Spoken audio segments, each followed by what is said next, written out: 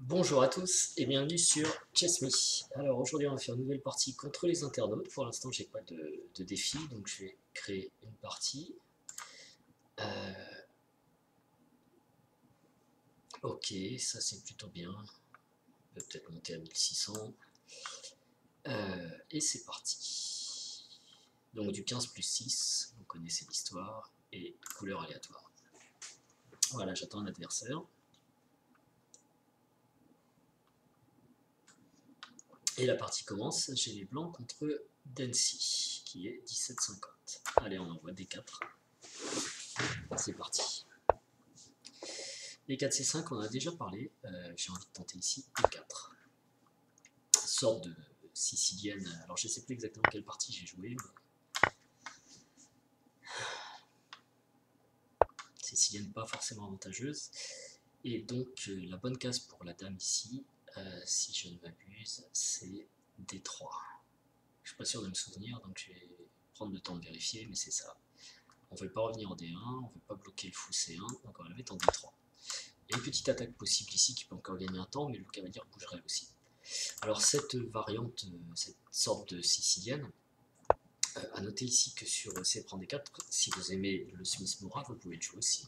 Moi je joue avec Dame prend D4 parce que j'aime bien, ça sort un peu les noirs de ce qu'ils connaissent.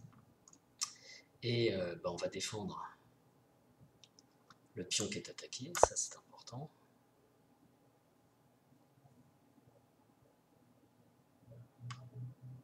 Et ensuite on va simplement se développer avec fou et 2 petit roc.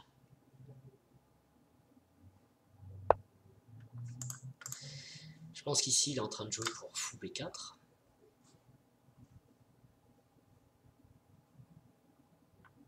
Donc là je vais peut-être changer mon plan du coup et je vais aller titiller la case D6.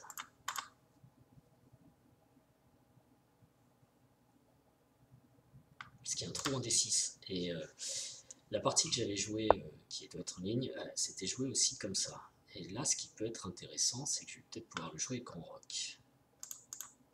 Alors les noirs sont contents de jouer D5. Hein. Clairement, les blancs sont pas très bien dans cette variante. Mais je vais faire pion prend grand roc. Et si pion push, j'ai peut-être cavalier B5. Donc on y va, on prend une fois. S'il prend comme ça, là je vais venir ici. On n'a jamais joué ensemble parce que j'ai l'impression que ça ressemble beaucoup à la partie que j'ai déjà jouée. Et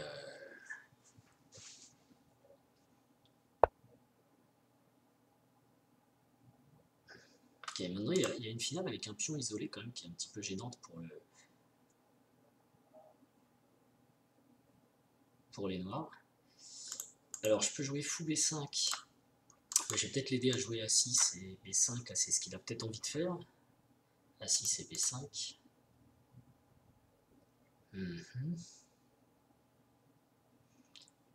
Et je peux développer aussi mon cavalier, ce qui est intéressant,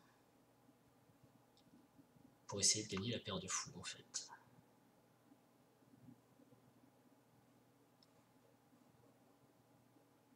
On va faire ça. Puis ça propose aussi de bloquer, il faut bloquer le pion passé, enfin il n'est pas passé, remarquez. Peut-être fou ici, j'ai fou et 2. Ça c'est pas mal du tout. Effectivement, j'ai un pion ici qui est fragile. Je vais peut-être le défendre avec fou G3.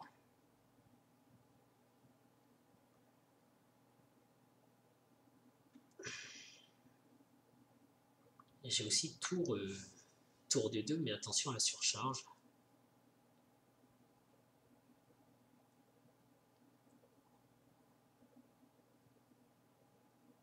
Fou G3 semble plus logique quand même, on va faire ça.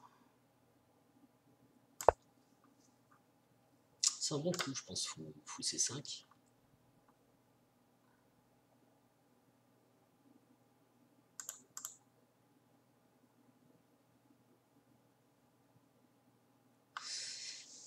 Même s'il y a le pion ici, bon, pion dame isolé, il y a un peu d'espace, et on voit que les pièces noires trouvent quand même bien leur place. Donc est-ce que j'envoie tout de suite cavalier G5 maintenant avec l'idée de prendre la paire de fous et de jouer F2. Je pense que c'est bien. parce que j'arriverai pas à passer en D4. J'ai toujours mon fou à développer. Mais le problème c'est que si je joue pas cavalier G5 tout de suite, il va peut-être pouvoir jouer tour D8. Et quand j'aurai cavalier G5, il n'aura plus à défendre ce fou. Donc c'est maintenant en fait. Donc j'y vais. Je vais vraiment le faire maintenant. C'est peut-être pas bon parce que... alors je vais lui enlever le pion isolé, mais il va rester avec 3 îlots de pion et la paire de fous en moins, donc ça peut quand même être intéressant pour moi. Par contre, il faut que j'accélère mon développement. Enfin, selon ma compréhension. Parce que là, du coup, voilà, hop, il est un peu content, et moi je suis content aussi de jouer ça.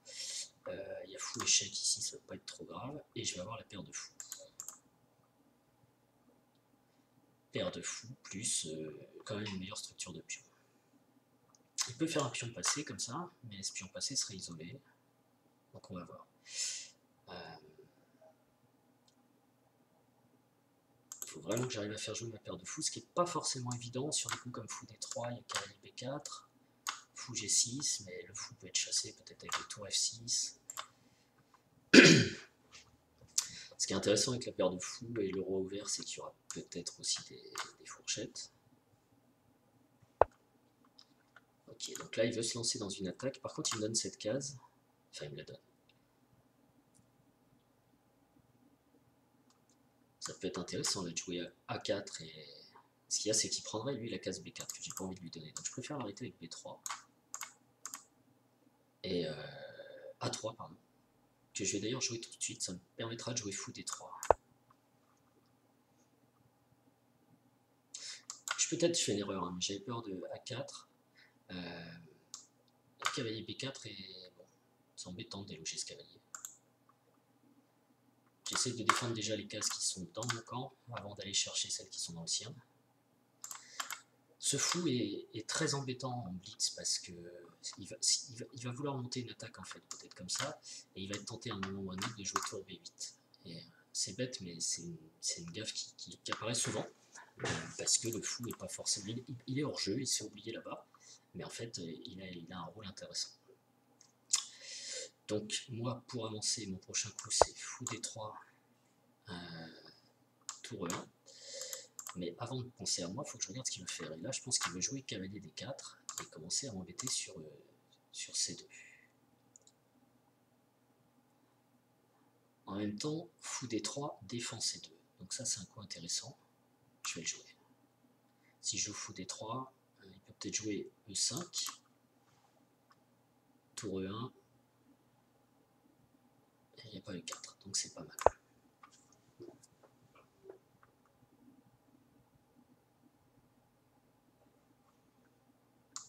E5, ça peut être intéressant pour lui, mais E4, je pense que c'est un coup qu'il aura beaucoup de mal à jouer, parce que j'ai F3, parce que je vais avoir tour E1. Et il faut moi que j'attaque ces pions faibles au centre, ces pions pendants. Peut-être que fou B5 c'était mieux. Mais enfin il avait du cavalier D4. Au moins là je défends cette case. Alors attention parce que cavalier D4 peut aller aussi de pair avec cavalier B3. J'ai un clouage qui n'a pas l'air dangereux. Ok, ça je suis obligé, j'ai pas le choix. Qui va peut-être essayer de planter son fou ici. Ok, c'est ce qu'il fait, c'est pas mal. Mais alors attention, est-ce que je pourrais peut-être le miner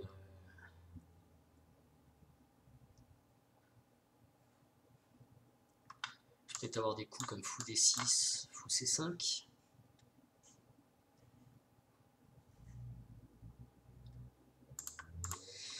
Là, il menace rien, à mon avis. J'ai ce pion qui est faible, donc je vais peut-être jouer fou C4. Et ensuite, tour...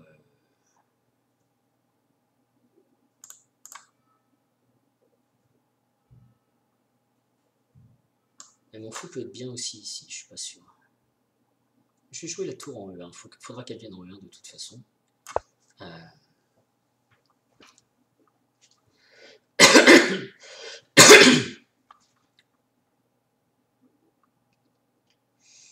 Alors, c'est embêtant ce fou ici, mais je vais quand même avoir du C3. Peut-être même du F4.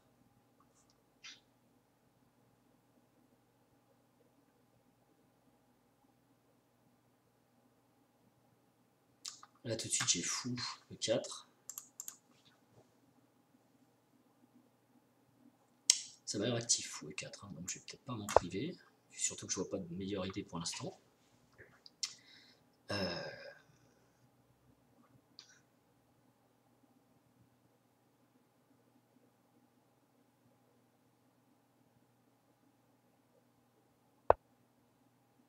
Ok.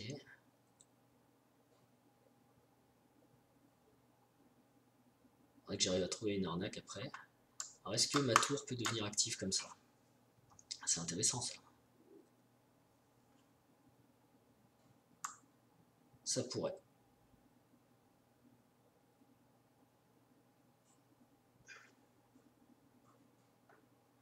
Et accessoirement, ça peut peut-être soutenir C3 aussi.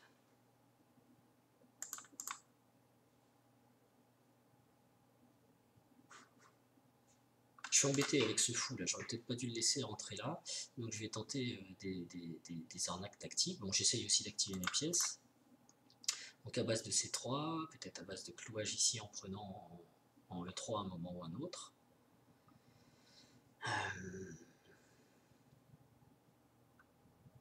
B5, ça peut être un clou pour lui. Ouais. Voilà, parce que là, il limite du coup l'activité de ma tour. Et il menace B4. Alors, est-ce que je joue C3? C3, mon idée, c'est si pion pousse, j'ai pion prend, pion reprend, pion prend. Pion prend.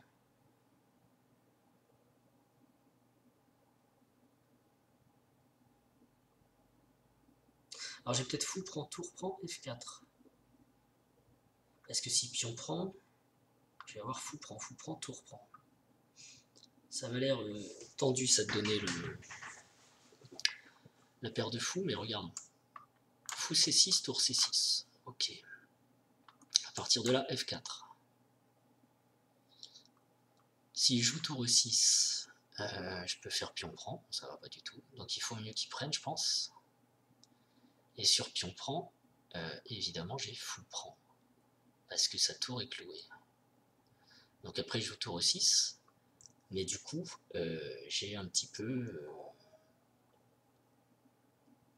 déplacé son problème et je peux faire même fou prend, pion prend. Et ce pion sera très très faible. Ça peut être une idée, ça.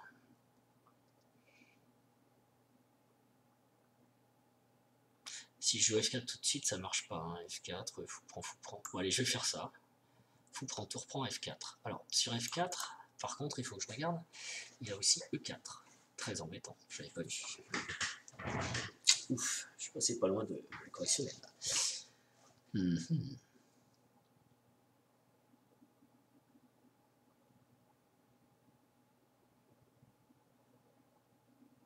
Bon, je vais envoyer C3 pour essayer d'affaiblir quand même le pion D4.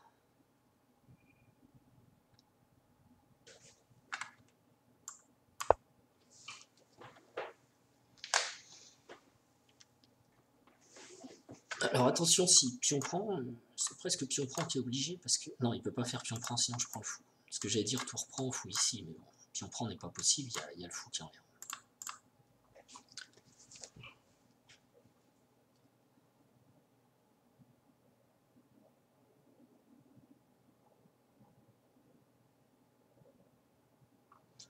Je pense qu'il va jouer B4.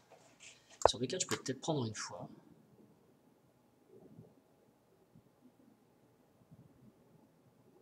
Est-ce que c'est intéressant pour moi de prendre une fois? Ouais, parce que sinon il va avoir un pion B3 qui sera fort aussi.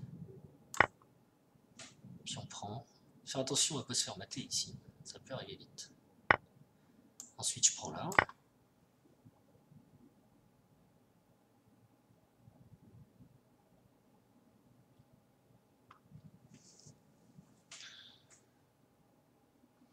Il faudra vraiment que je fasse attention à ne pas me faire mater en 1. Peut-être qu'il faut que je joue B3 moi-même.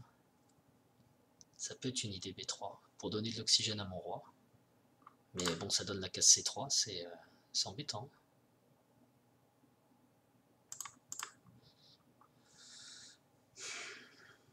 Vous voyez, même la paire de fous, c'est pas toujours évident. Parce que il a réussi à poser un très beau fou en E3, soutenu par un pion. Et donc là, je pense que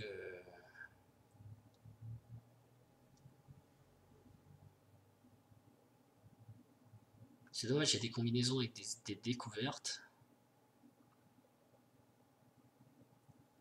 Mais qui ne marchent pas pour l'instant. Alors est-ce que je joue B3? Est-ce que je joue fou E3?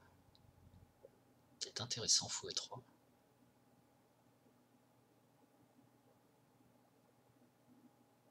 Je pense que B3 est plus important, mais il va jouer cavalier A4 probablement.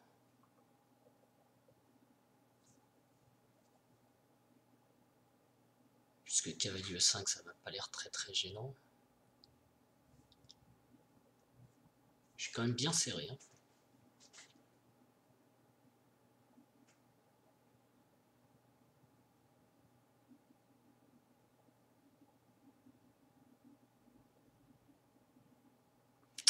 Est-ce que j'ai fou prend, tour prend? Tour prend. Et si fou prend, tour prend. Et là je gagne un pion. Fou prend, tour prend D4.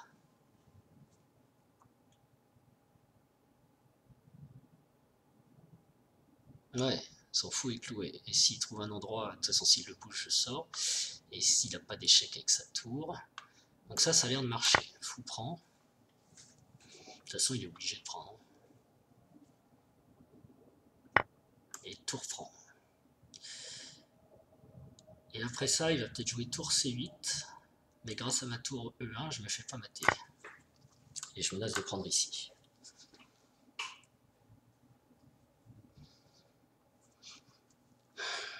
C'était important d'affaiblir des 4 et ensuite de jouer des combinaisons avec le clouage. Bon, c'est qu'un pion, il reste beaucoup de tours, des fous, c'est pas partie gagnée. Et puis en plus, mon roi est faible quand même. Ses pièces semblent plus menaçantes que les miennes. S'il joue B3, pour venir avec tour C2, je dois pouvoir jouer tour D3. Du coup, il a un problème ici, il faudrait qu'il joue tour E6, sinon il perd le fou. Et je peux prendre le pion B3, et là, ça doit être gagné. Donc B3, ça n'a pas l'air de marcher. Tour C8, non, je peux même prendre ici. Tour E3, pardon, je mets les mains dans la bouche, je n'allais pas m'entendre. Sur tour C8, il donne le... Non, le mieux peut-être c'est qu'il prenne. Donc il prend un pion. Tour échec.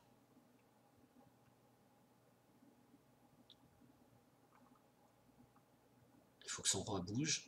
Et après, je vais jouer tour... peut-être tour B8 pour attaquer ce pion, lui empêcher de faire B3. Ça m'embête beaucoup B3 avec tour C2. Donc du coup, il faudrait qu'il défende son pion, peut-être avec tour C4 ou fou C5. Et je pourrais peut-être en mettre une couche avec un coup comme fou E1. Bon, apparemment, il n'avait pas vu venir et ça l'embête. Ok. Donc sur B3, il va venir avec tour C2. Il faut juste que je vérifie. Moi, j'avais dit que tour D3 là, va fonctionner. Il peut prendre qu'un seul pion tout de suite.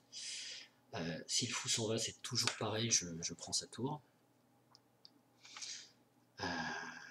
Il faut juste que je regarde qu'il n'y ait pas une espèce de perpétuel avec fou D4, mais je passerai, je prendrai en D4. Donc il faut qu'il défende son pion, du coup il va peut-être jouer... il faut qu'il défende le pion et le fou, donc il y a une double attaque. Très gênante.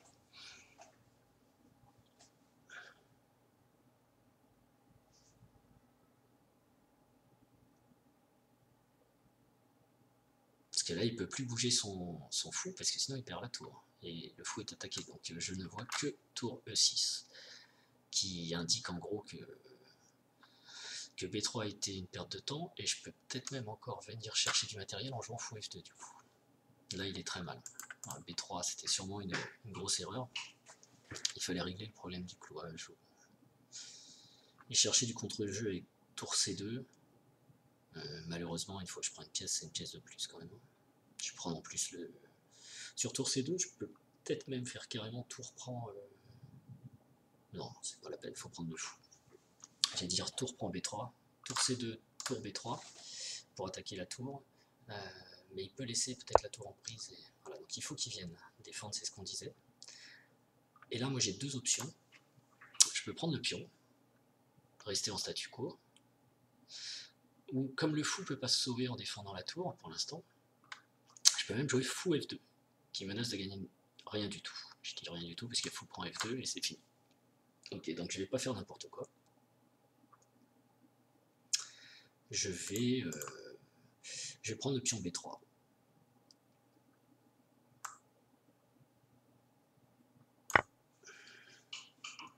Ce qui fait 2 pions de plus et peut-être des échanges à suivre. De toute façon, j'ai besoin d'échanger des pièces. Il me propose des échanges, donc en quelque sorte, il joue mon jeu.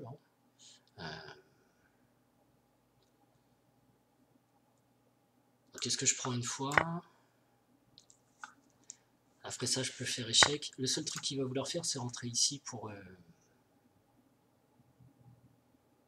soit attaquer le pion B2, soit attaquer le pion G2. Mais je peux le ralentir avec un coup comme tour D3 peut-être. Tour D3, il faut que son fou bouge. Sinon, c'est parce qu'il n'y a pas tour E1 échec. Donc son fou va aller en F6 peut-être.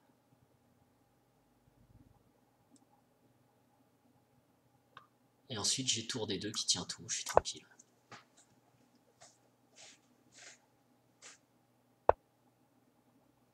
Alors tour D2 pour empêcher que sa tour ne rentre, ou B3 directement, ou même roi C2, mais je vais jouer tour D2.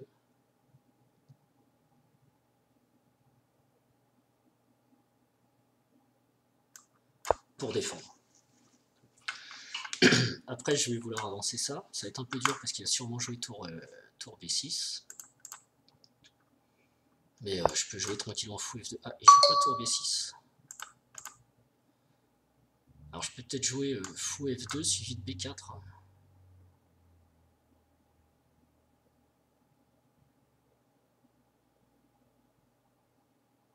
Qui serait une mauvaise idée. Est-ce que je fais tour échec? Je sais pas.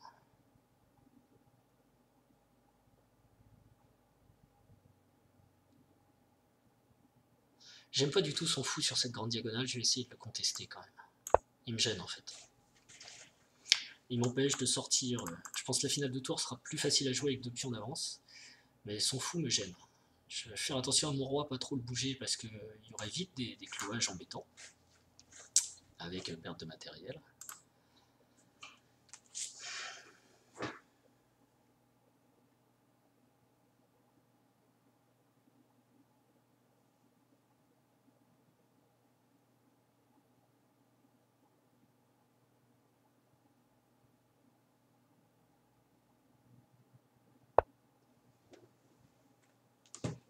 Fou G5, ok.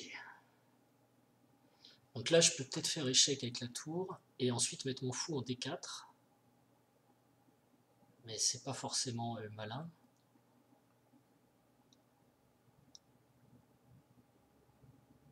Donc si fou F6, j'ai fou D4.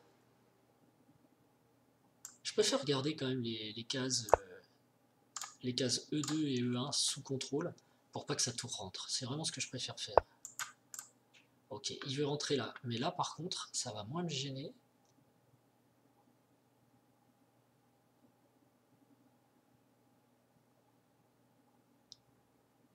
Parce que maintenant, je peux envoyer mon pion. Relayé par fou C5. Alors, il a un échec, ok.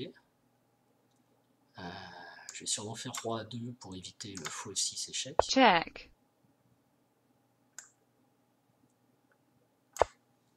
Et j'ai envie de lui dire, et après quoi. Parce que là, mon pion va avancer maintenant. Bon, de toute façon, sauf erreur, ça doit bien se passer maintenant pour les blancs.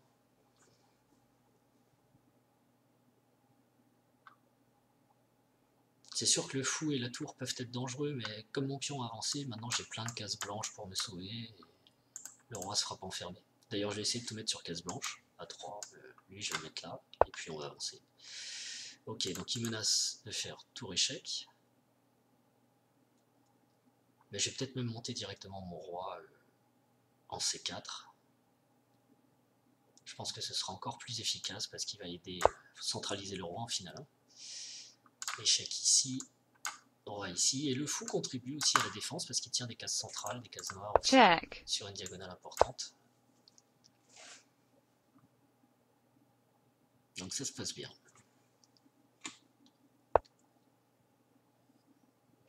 Ah, j'avais pas pensé qu'il peut me faire échec en B4. Donc on va proposer un petit échange.